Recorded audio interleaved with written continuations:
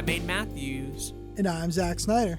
And welcome back to another YouTube podcast, the one-stop shop for anything and everything related to YouTube. The show where I gotta freaking pee.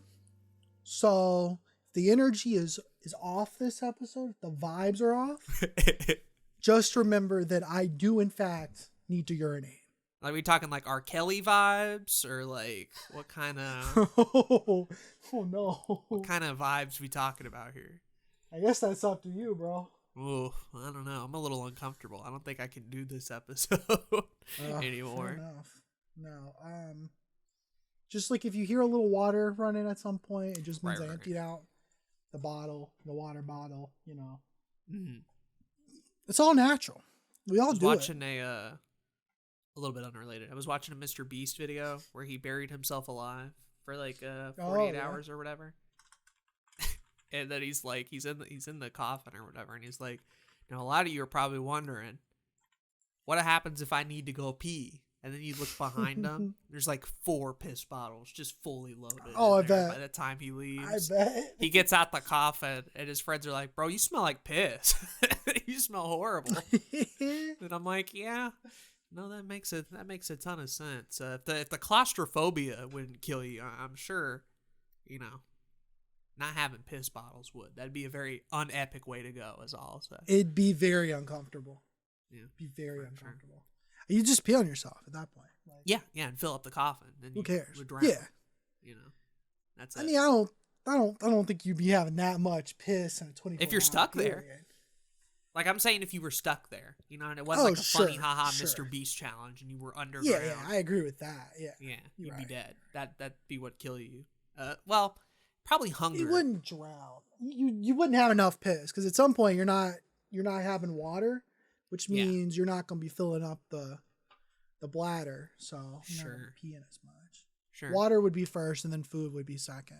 Is this someone's fetish? Like, are we... Even oxygen, though, right? Like, you might run out of oxygen first. Are we fueling someone's fantasy or nightmare here? Like, I don't know. I hope not. Anyways, welcome to the podcast. This is the classic episode, Your Week on YouTube. One of the final 2. Which is cool. Final 2. Final 4 episodes. We don't have to do this, but mentioning Mr. Beast did remind me of the Mr. Beast Squid Games discourse going on right now. I finally watched the video. I have opinions about this, actually. You want to talk about it?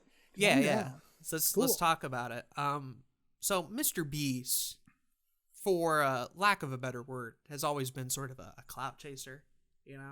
He had done YouTube for several years, wasn't really successful at it for a long time, and then kind of made his name known by doing these crazy sort of challenge videos where he's like, I'm going to flip through and read every page of the dictionary, or I'm going to count to 1,000,000 or do whatever.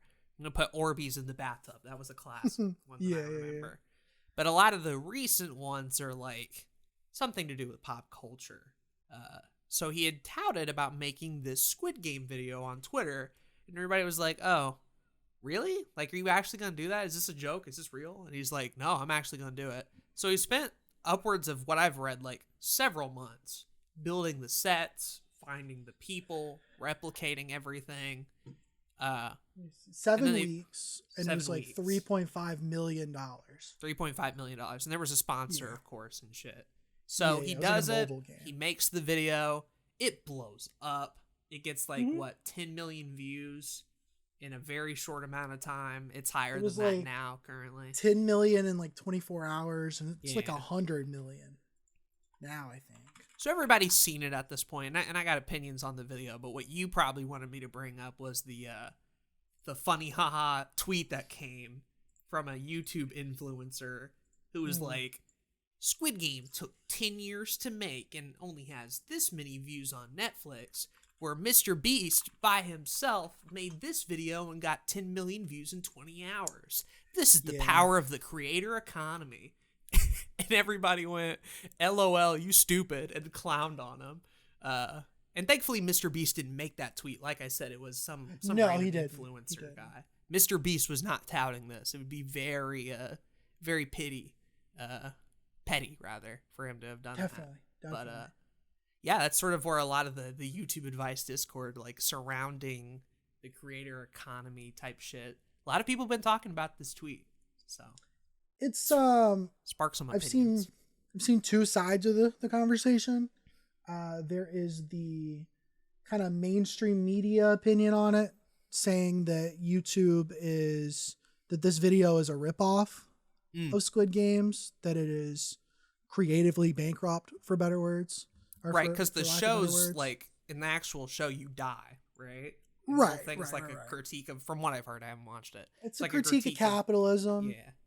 Which is like very funny. There's that part of the debate too, right? To turn that into like a money making game show where the goal is just to survive, and taking the actual games and turning them into a fun thing kind of supposedly misses the point, but continue. Right. So there's that, which I get. Sure. Okay. And then there's the other article that I've seen. There's a Vice.com article called Mr. Beast's Squid Game Ripoff is exactly the kind of video YouTube rewards. And it calls it a reductive ripoff of the original. It says it is not a triumph for the creator economy. So it's in direct response to that tweet that you're talking about. Yeah.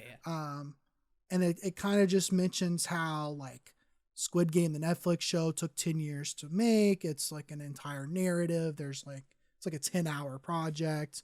And then this Mr. Beast video, like it took him, I guess it's 7 months here. So you're right. It's 7 months to create it, and freaking, the top 6 are given money or whatever. And yeah, I remember this article weirdly had a problem with with not everybody saying they would give money to the family or charity or something for some reason. Yeah. And I thought that was weird.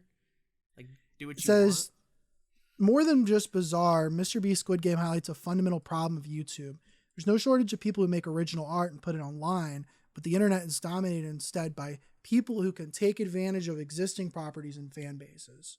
Yeah, cloud chase. So literally reacting to things, laughing at other people's memes, making a lot of money off of it. And there's a lot of people that hates this take.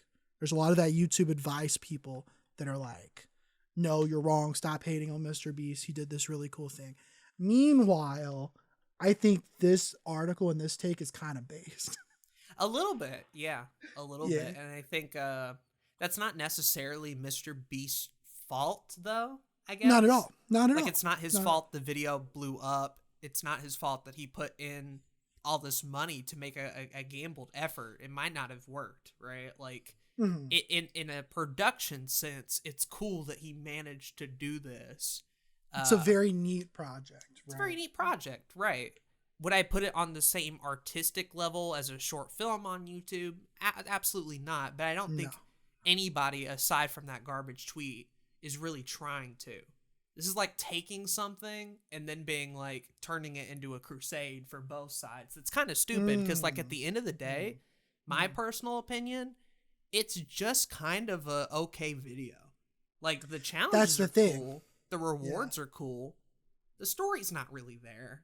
I watch game shows for like the people and the personalities, and this is just sort of like, we recreated this, and it's cool that he did that. You know, it's filmed well, it's edited well. I kind of went on a tear of Mr. Beast videos, and he makes a lot of similar stuff. My issue with this content has always been that it's not very personable.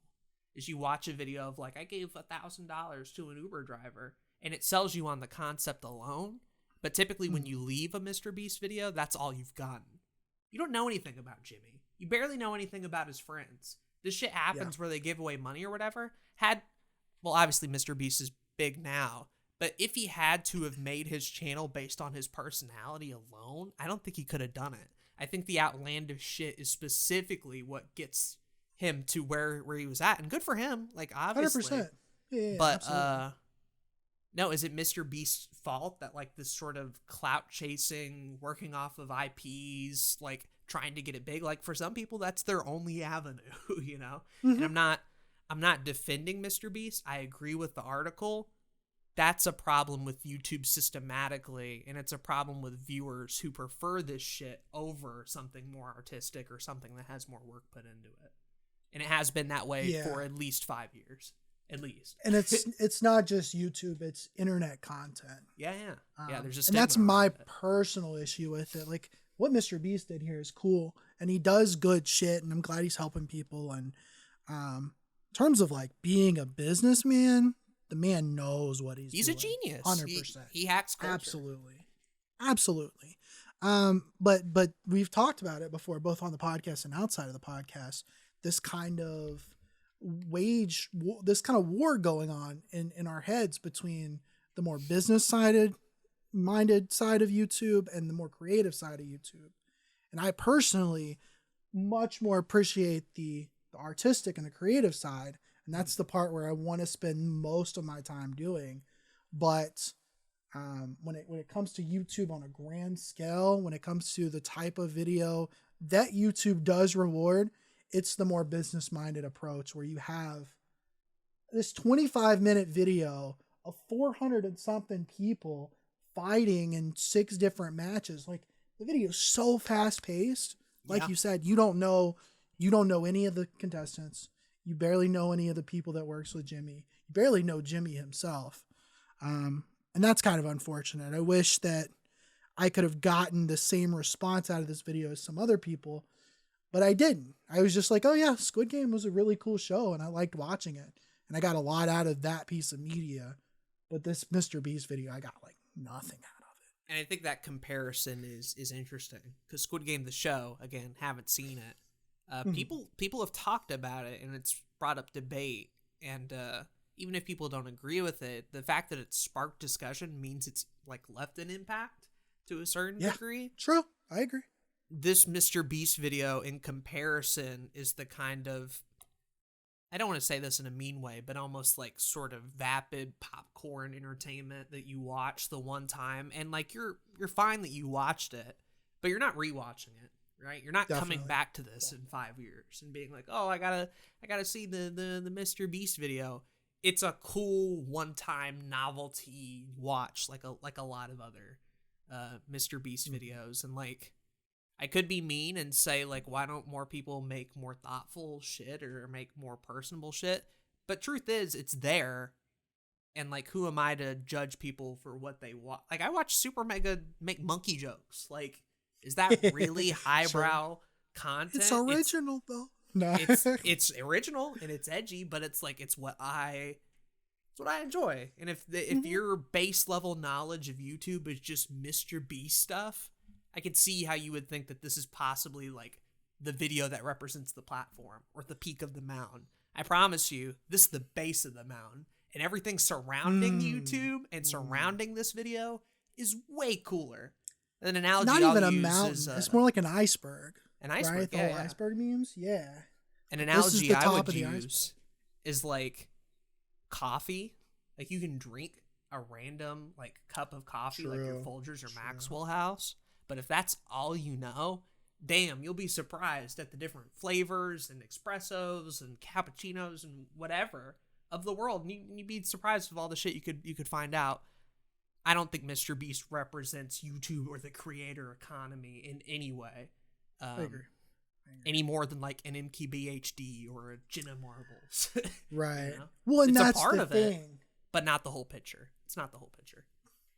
And exactly. And that's the thing with YouTube content over the years is this is no different than fucking, what's her name? The big tech lady that made it like iJustine.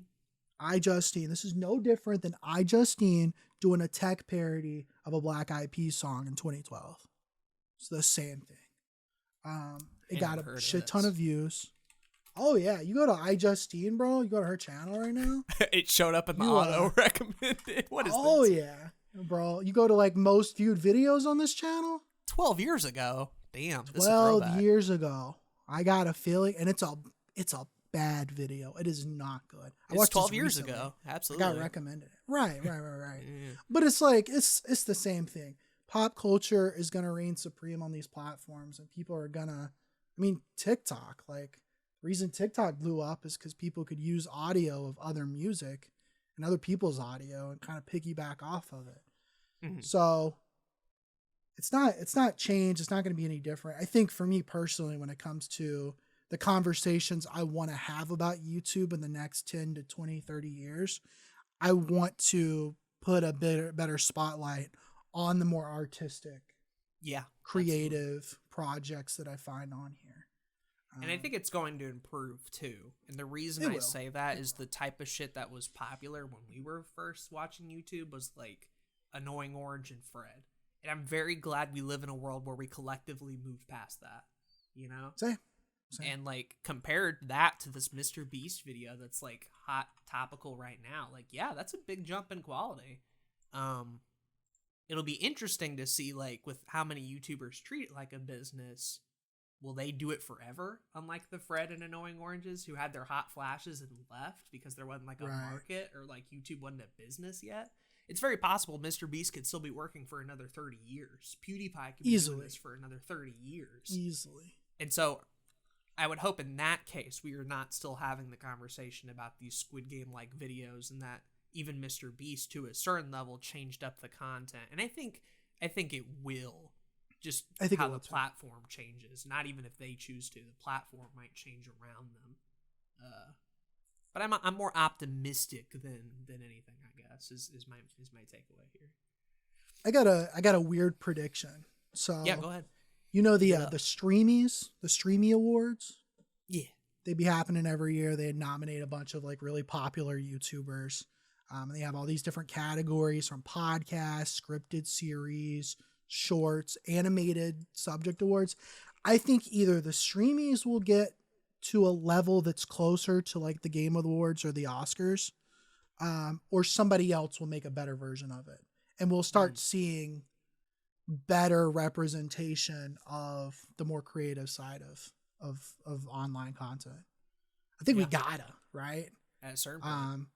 Because, you know, film, as big as it is, it took 20, 30 years before the Oscars came around. Video games have been around since the 80s, and we just got the Game Awards a few years ago. So I think we could definitely see kind of that cultural kind of pop-up of these award shows kind of showing what could be the best of the best on the platform, and then hopefully get some more artistic, creative shit rather than, you know, your Mr. Beast, your Charlie D'Amelio, your fucking Addison Rae. Like, I'm looking at these nominations for Creator of the Year. Dream is on here. Yo. Like, you know, not that none of them don't deserve some They're at the top of their for game. what they've done. Yeah. They deserve it, right? It'd just be cool to see more of that creative side of things. Well, I think the only way we're going to get there is like, obviously some platform changes are going to have to happen, but I think even more important than that, viewer behavior is going to have to change, man.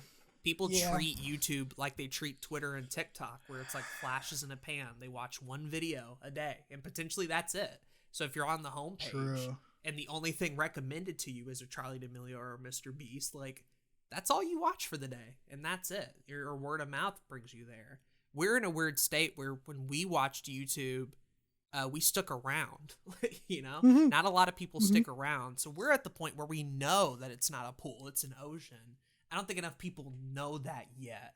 I think you're right. And that has to do with viewer behavior. So until we get to that point, it's not going to be any different. I know YouTube is different than TikTok and Twitter. I don't think most people do, to be honest. Yeah, and then even on top of that, like, I value art, and so I watch films for that reason. I watch TV shows or play certain games, listen to music for that reason. And it's not every YouTube video that I watch. I watch Northern Lion like once or twice a week, and it's just him playing a video game, and I enjoy it. But like, I try to go out of my way to consume YouTube content that it has that artistic merit to it. And I think you're right. Not too many people. Not only do not that many people do that to begin with, but I don't think a lot of people know about it. Yeah. It's an interesting discussion. It's interesting. I think both sides have a very good point here. I just hope the discussion is more interesting 5 years from now, I guess, is what I'm hoping for. Yeah, I agree. I wish it was more interesting in general. We're still talking about like it's the Pac-Man video games thing. all over again. Like, people were talking about, is Pac-Man art? We were having these conversations 10, 15 years ago. And now there's plenty of video games that people consider art. Pac-Man being one of them. We got to have the same conversations with Mr. Beast and YouTube. And, maybe one day we'll get some and that's discourse where it's interesting. That's why we've been talking about this for 20 minutes and we haven't gotten to the Eureka on YouTube shit yet. Like, we talk about this shit a ton outside this podcast of the whole, like, YouTube as filler content. Do I view it as just popcorn entertainment, or am I here to make art? Not only from a creator side, but from a viewer side. I think about this shit all the time. So it's cool to see that, like, it's popping into other people's heads as well. Just not the conclusion I want to see, and it's not the discussion I want to see, I guess. Yeah. Because I'm interested in this shit, man. I think about it all the time. I'm looking at these streaming nominees, and I'm not going to go into that, obviously, but I will say I'm kind of interested in checking out some of these categories of creators, because it's shit there's channels on here I've never heard of that are, like, nominated for, like, cinematography and writing. So maybe we're closer than I thought. But I don't know. You also got branded video as a category, and Discord the movie is a nominee. So Mr. Beast Burger has a creator product nominee. Didn't even know that was a thing. Merch stuff. Merch. Markiplier, Jacksepticeye, cloak shit. It's on here. Weird shit. Anyways, I'll leave the article, the Vice article that I was talking about, in the description. I'm not gonna find that creator economy tweet because I don't care. It's probably in the article. So it might be. It should be. It's not. Because it was the tweet. Damn. You would think that that Vice.com would do a better job of this, but no. They mention the creator economy in their little, like, brief synopsis at the top, but they do not have the tweet at all. That's shitty. There's some people, like, mega defending Mr. Beast, and there's some people, like, shitting on him, and I don't think either of those are right. It's really just if there's anyone I'm putting blame on, it's not Mr. Beast. Not even close. It's just a lot worse shit out there, trust me. It's the overall thing. Anyways, you want to talk about what we did this week on YouTube? Yeah, bro.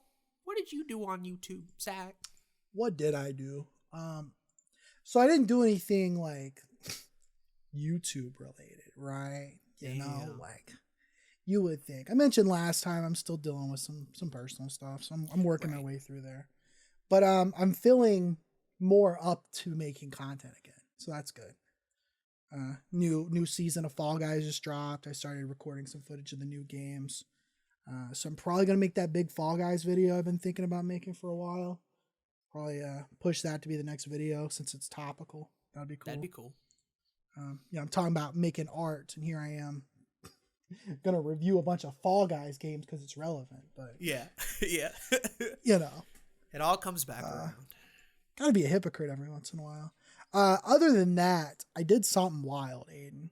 Oh. And you know about it. But I do. The other night. I know I'm acting surprised for the audience, I guess. I appreciate it, man. So the other night, Aiden told me that Mr. Gerard, the completionist, had some Twitch streams of the behind the scenes of creating the newest completionist episode. I'm like, that's cool. So I started watching it a little bit. I didn't get too far, but he's talking about some G4 stuff because he's a host on the G4 network now.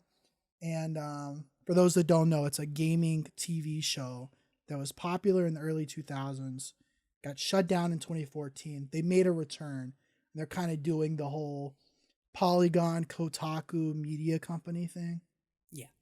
So I'm like, that's, never really was like super interested in it, but I was hearing his kind of experience with them so far. And I was looking at the G4 website and I came across the career section. I was looking at what kind of jobs they had open. They had this creative producer job. And it's like a position where if you're that person, you'd be helping other creators in the network on their projects. So doing a little bit of script writing, helping with some editing, maybe showing up in some videos or whatever. But then also you'd be creating your own show, which is like, what I like to do. You know, I like to create my own shows about nerd culture. So I was like, fuck it. I'm gonna apply for this job on a whim and kind of just see what happens. And I worked on it for like a couple hours while in a Discord call. Yeah, and we were vibing. 12 hours later, I got an email telling me that they wanted to do an interview and that I was one of their top candidates. Ooh. What the hell? That's Spooky. crazy. And so I had the interview on Tuesday, the 7th. So a few days from now, as of recording. I think a couple of days after this episode goes out, if I'm not mistaken. So that's cool. I got an interview for a creative producer role for G4 TV. Kind of crazy. I guess we'll see what happens. Very crazy. Very crazy. Remember you, in particular, clowning on Mr. Gerard and Scott the Wasp for moving over to G4, given that their audience is primarily I just think YouTube. it's funny. Yeah. I just think it's really ironic. Right. One could say there's a bit of irony in this situation, too. It is. Absolutely. Absolutely. It's very funny. Applying very for essentially a TV-focused position. Yeah. Well, that's what I thought it was going to be in first. When I heard from Gerard, the kind of host thing, I was like, oh, that's, sure. He's a YouTuber. Why is he going to TV? That's kind of funny. But then looking into it, like, they're streaming their entire network shit on twitch.tv. Oh. Anytime they have like an official G4 creative project, it's all going on Twitch live. Then they're putting those streams on YouTube. They're putting all this other original content on YouTube. It's the Kotaku Polygon thing. And they have just the G4 a TV presence. Right. They have the television show or the television channel. They're going to be running all this shit, including like the Scott the Wasp show, which is really funny. And then they have like, apparently they have the exclusive rights to American Ninja Warrior. So that's kind of funny. Very fun. Probably got some used other to watch that exclusive shit rights a and stuff. ton. Did you? Yeah. I was a big fan of it for a while. Game Apparently, show shit, man. That's what I'm about. I get it. I fucked with game show shit a lot, but apparently G4 TV is the ones that brought Ninja Warrior to the United States. Really? So Didn't that's know kind that of either. I didn't either. So would it be funny working on a television channel as a YouTuber? Absolutely.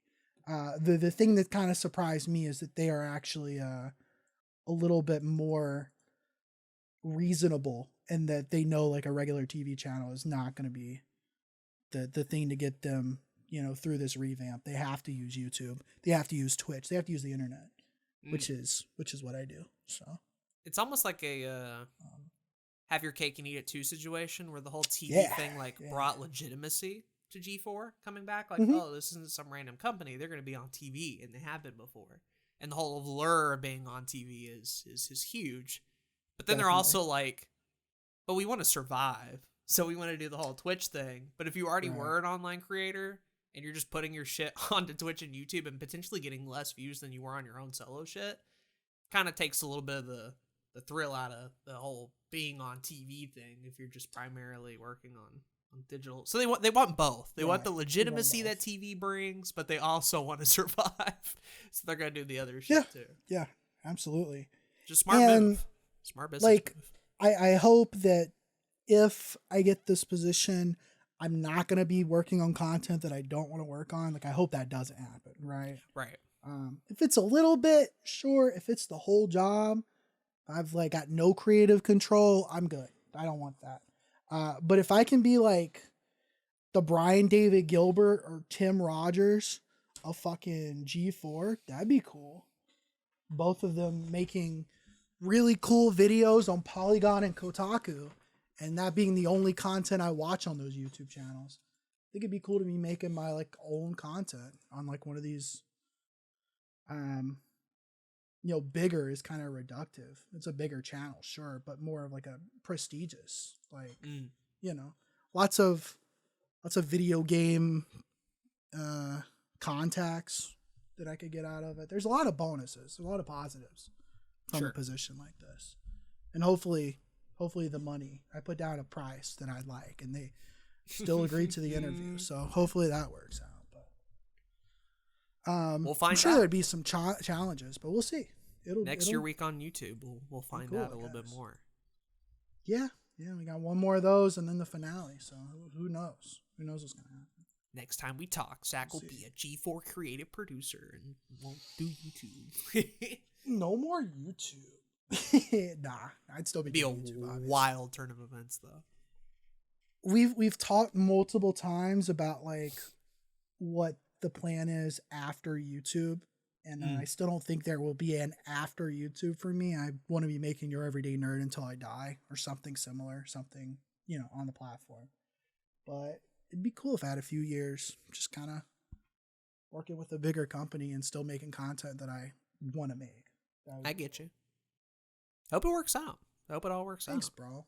It's a cool opportunity. And at the very least, like, even if it don't last long, you could always network with people and kind of break the door in on certain things.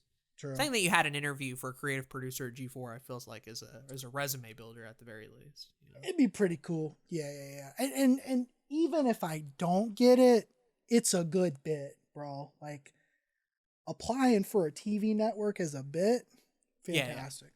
Very funny. It's one of those like millionaire documentary type stories where it's like, I was a second away from working at Burger King when I finally got my offer on Bitcoin and became a millionaire. Like one of those type of stories where it's like things could have been different had I worked at G4 before I came up with Let's Gaze and focused on them instead and became a multi-millionaire. Absolutely. So true. Epic. You got any more shit?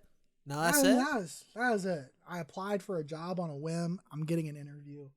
I have not worked on any videos. I am only just now getting back into working on my client shit. So that's good. We're getting back into the swing of things. So hell yeah. Other than that, like nothing else happened. Pretty basic week. What'd you do, bro? What you been up to? Well, we've been talking back and forth on this podcast about a video that featured you that we were working on, and it finally came out. Yeah, the Dark Souls video. It's out. It's public. Everybody, you can now watch it. Many others don't like Dark Souls.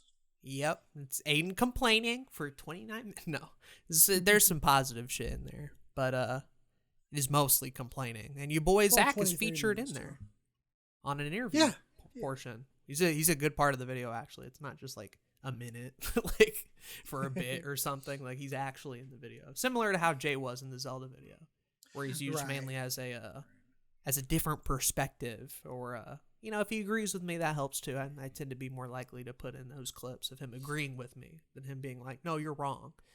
But it's a cool video. I'm happy with how it turned out. It's almost like a documentary style video. I love making it's really cool. You got this interview, you're like weaving it in with some voiceover stuff, some on camera shit. You've got a point to the video, which is better than a lot of videos that both you and I have made in the past. So, very similar to that Zelda video. It's a really cool format, and love to see more if that was something you'd want to do more of. Well, the thing was, like, I was planning on remaking that Dark Souls video because that was back in 2020, like 2 videos before 30 for 30 launched or whatever. Definitely. I'm like, this will be a cool one to remake because I have better thoughts. The original video is just sort of like me at a desk using bad gameplay footage at like very low FPS. Yeah, that's true. And I'm like, I could probably do a better job, but it kept getting bigger and bigger and bigger until it eventually turned into the Zelda video, but for Dark Souls. And it wasn't, intentional. It was just sort of an accident. But now that I've done 2 videos of this very similar style, it's kind of a format I'd love to explore a little bit more. Obviously, it depends entirely on the topic. Like, not everything deserves a deep dive. The Zelda thing is a very big topic. Dark Souls and why I don't like it is a big and interesting topic. I can't do that every week. I wouldn't have interesting enough shit to talk about. But for those bigger videos, yeah, absolutely. I would love to do them not just with you guys, but with other people too. Like get some interesting voices in there for the It'd be really cool. And I think it's a style of video that could do really well in the future too. Yeah. And, who knows? Like you get all kinds of motherfuckers interviewed on there. That'd be cool. I love interviewing people. So it's a fun way to add content to a video without actually having to like find gameplay footage and talk in a script. Yeah. It's very easy to let someone else say something poignant and you can just kind of sit there. I mean, like, you gotta ask good questions, right?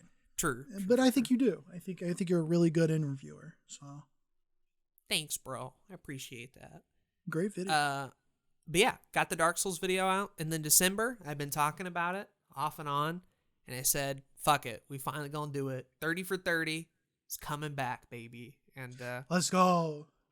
It's the 3rd as we're recording this, and then the first 3 episodes are gonna be out. They're all scheduled and uploaded and shit.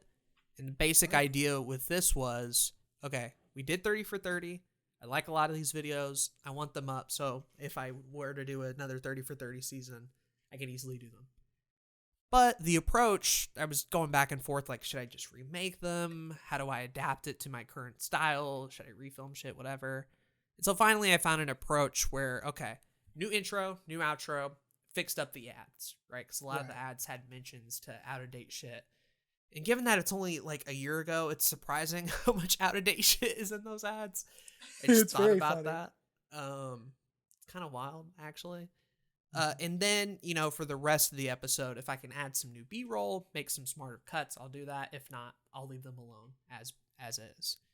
And that's sort of what we've done so far. I'm taking the 30 for 30 episodes and I'm making slightly refined, slightly better versions, uploading them once a day. And then I'm going to be doing that till around the 20th of December. Get all 20 episodes back to back, daily uploads. And then we'll see where that goes from there. I'm a little worried. I know it's only been like a day or two, but the first one only has 6 views. The second one only has 4. But I get that, like, I uploaded 1 video in October, 1 video in November.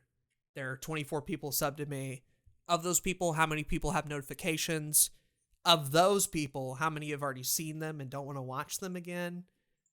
Yeah, I get it. But, like, I need to have them out. Like, I can't hold on to this forever. The 30 for 30 needs to come out. They will only get more out of date, right? I'm just a little worried that I'm gonna have like 1 or 2 view videos on the channel for a while, and that sucks because all of the re-releases and new videos have had 17 views or more. Like they're doing well. Yeah. So the idea of having some 30 for 30s with 2 views is a little scary, but I'm gonna keep doing it. I hope they kind of snowball, and by like day 10 people have realized what's going on a little bit. Maybe they'll watch the playlists. Maybe some new people will watch them. Every 30 for 30 episode the first time around got like 22 views or more, so that's the bar we're trying to reach, right? But some of them did like 40 or 50, and that's cool too. But 20 is around. I think the cool thing is that, like, number one, we've talked about it before, but the channel's still so new that the YouTube algorithm doesn't know what to do with the channels in the first place. So getting them out now is better than making weekly content for a year and then doing a month of daily uploads, right? It's a great decision here. Secondly, like, now that these are like brand new videos again, and the channel doesn't have kind of that like subscriber problem and whatever, I still believe in 30 for 30. I still believe in it wholeheartedly. So I think it's still going to do better in the long run. I hope so. Especially with the Sega Genesis games coming out on the Switch too. It's perfect time for that. Yeah, that was complete luck. I was telling Jay, like, when the announcement of the expansion pack came out, we were all kind of expecting N64. So it's like, okay, cool. And then it was like, oh, also Sega Genesis. I'm like, huh. That's really interesting, actually. Hold up. I have a Sega Genesis related thing. So I filmed a new intro to the Altered Beast video explaining the series, its place, what I want to do with it. And then also happening to drop a little mention of, hey, Nintendo has these games on the Switch, and if you want my thoughts on them, here it is. Absolutely. Trying to tie it in a little bit with current energy. So yeah, I'm gonna fix them, make better versions, upload them till the 20th, and then on the 25th, I'm gonna do the Charlie Brown Christmas video again, just because 2020, I like that video. It's my best Christmas video. I want to get that out. And then 2021, a little bit, but I'll save that shit for the next episode where we talk about wrap up and future plans and shit. Outside of that, I got 2 Aden on Anchors out. I finally got the one about the music I listen to, and then I did one with a channel update, kind of explaining what's going on and shit. They're like back to back too. That shit was they're pretty surprising, but it was cool. Well, the thing is like, you know, the original goal was to have YouTube podcast and Aden on Anchor reach episode 100 around the same time. But then something weird happened where YouTube podcast got way more productive than Aden on Anchor did. And so I was a couple episodes behind. I'm sitting here at like 89 or whatever, and I'm like, yo, fuck it. Q&A episode, update, Zach one, all around each other. Thanksgiving. Recorded them. Yeah. Q&A, everything. Like three episodes. Out. Yeah. I might not hit 100, but I want to be at like 95, 96, you know? Get as close as I humanly could to getting it. And last thing I'll mention is something I talk about in that Aden on Anchor episode, the most recent one.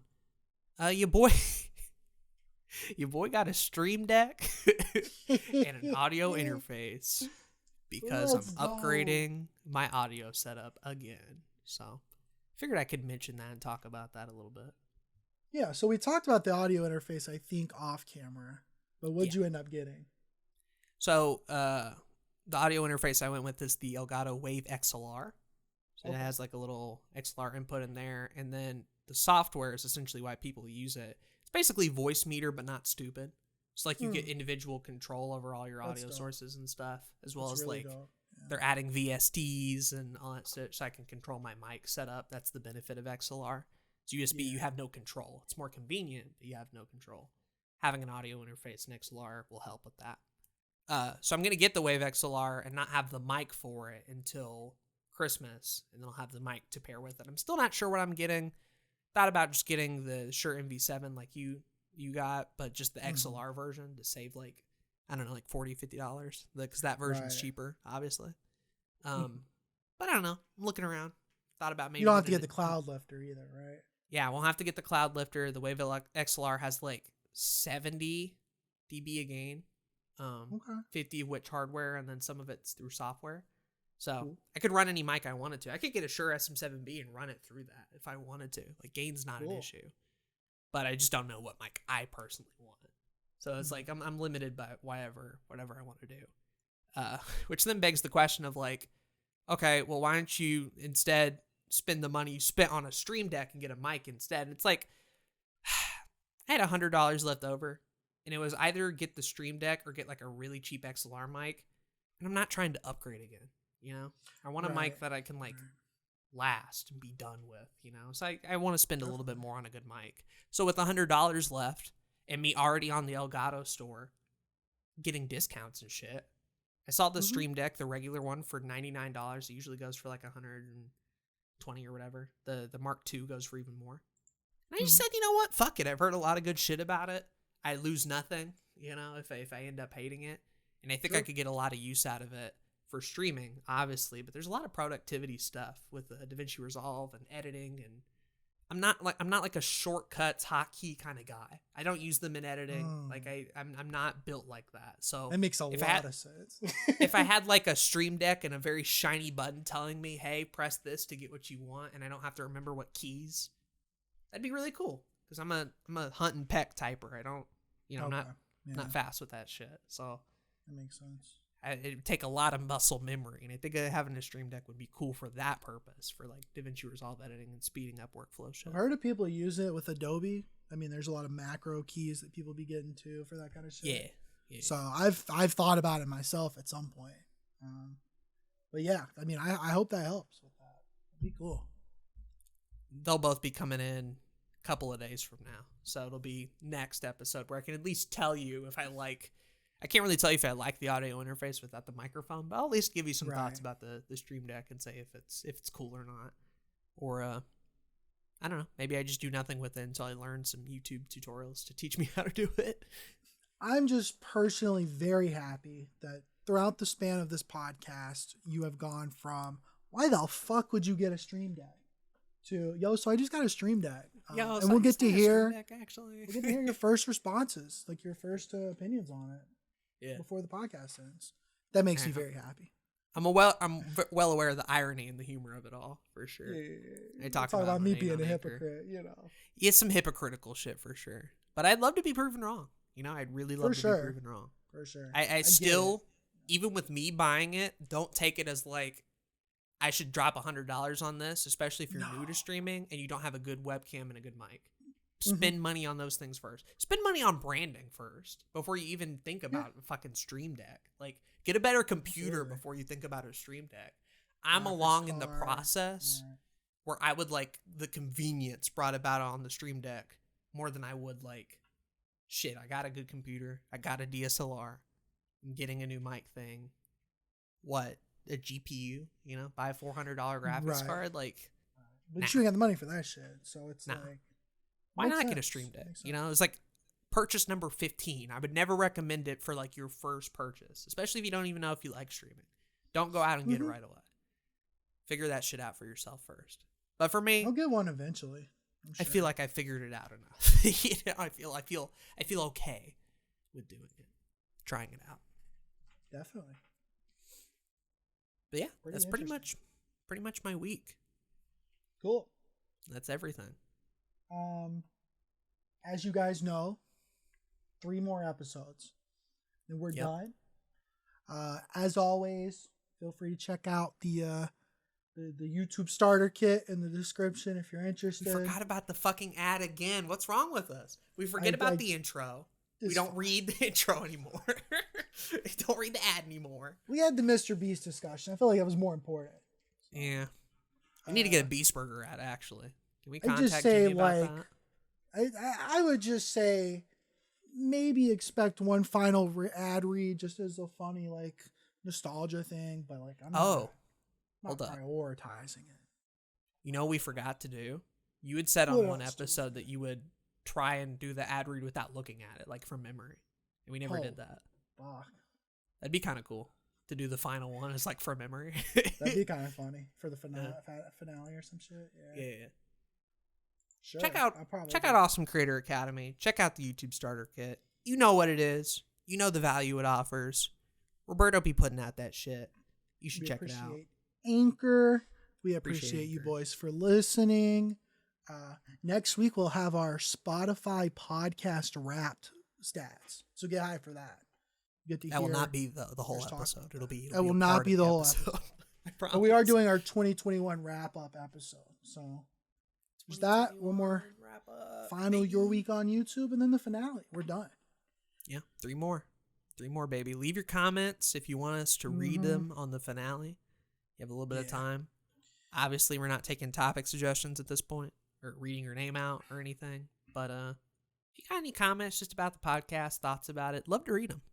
Love to read an email too. Same. You want to send an email? One last little check. Like if you want us to read anything on the finale, let us know. Just put it in the comments, email it to us, DM Aden or I on Discord. Like, that'll be our last chance to get any kind of community feedback, or not feedback, but responses. That'd be cool. I can't promise you when we'll record the final episode, but we're recording this one and the next one tonight, and then the next 2 weeks they'll be uploaded. So like, if it's like mid-December and you still haven't left a comment yet, that's probably the cutoff. Like, try to do it around second week December for the best chance of us getting it. Just because we'll be busy, Christmas, New Year's, that type of shit. You know how it is. Making a Fall Guys video, it's gonna take a lot of work. So editing another Alex Kidd video, even though you've already done one. That type of shit. Working for G4. I'm like busy, so Anyways, I've been Zach, and I've been Aiden. Thank you for listening to this episode of Another YouTube Podcast. Bye bye. Yo, Aiden, we recorded for 50 minutes. You think the bathroom's open yet? Yo, I hope so. Otherwise, I'm gonna piss myself. Me too. I really gotta pee. Anyways, peace.